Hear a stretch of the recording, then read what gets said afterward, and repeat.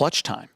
Within 5 points, last 5 minutes of the game, the Lakers are undefeated, 12-0. They had another one against Memphis. What is it, Brez, in these final 5 minutes that you're seeing that you like? What's the difference? Well, I mean, he had a great stat last night. That was the stat you used. I was like, wow, I didn't realize it was double figures, like 12-0 in the last 5 minutes within 5 points. Last night, it was all about Luka hitting those 2 big threes. You can kind of sense his joy or maybe his inner sarcasm, like, oh, I'm finally hitting some. And that's been a problem spot for him this season. It's weird to say the phrase problem spot with Luka. It almost feels nitpicky or even a little cheap. But he'll be the first to tell you the 3 ball has not been falling for him. He was under 32% coming into last night's game.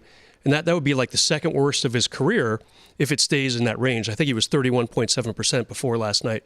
And so for him to hit those 2 threes, that was a story for me last night. And of course, LeBron and LaRavia, of course, but Lucas, if he starts getting, he's not going to hit 4 for 10 every night, but Geet, it's been bugging him, and he felt the relief from him. I'm glad he brought that up because on our shows yesterday, the pre and the post, the Luka 3 ball was part of a discussion. And Fish had brought this up, and James, and we talked about it. If you notice those 2 threes, he was receiving passes and shooting instead of the difficulty of a lot of his threes. And he's able to make those, Brez and Jovan, a lot of times falling into the crowd, and they can wow you. But those are hard threes to make. Last night, ball swinging to him, he's open. And boy, when he's open, he's hitting those. Yeah, the Lakers made an adjustment in the second half last night where they started leaning on LeBron more as the primary shot creator and playmaker. LeBron had 18 of his 26 in the second half.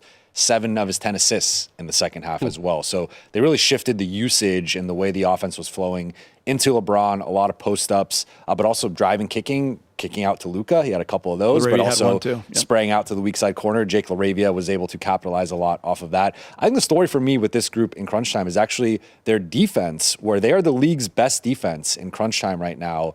And for as bad as their defense has been, it's wild, right? Like all of a sudden they get stops and they rebounds and steals, and the crowd's going crazy. That's a great call. On the season, they're 24th in defense, which like that needs to change. That needs to be better. But being the best crunch time defense, like we've seen, when they need to lock in, when they need to focus in these close games, they're able to do so. And I would love to see them have a close game against a really good team, because I think that's where we're going to really see that test right now. Yeah, I think that's the underlying. Wait, what about those 11 losses? They've all been by double digits. So we don't know what it looks like against OKC. San Antonio early in the season that was the one. You and I, before the show started, were talking about. That was a great win, that Minnesota win early. It's also the first 2 weeks of the season. You're now a couple months in. You want to see that on the regular.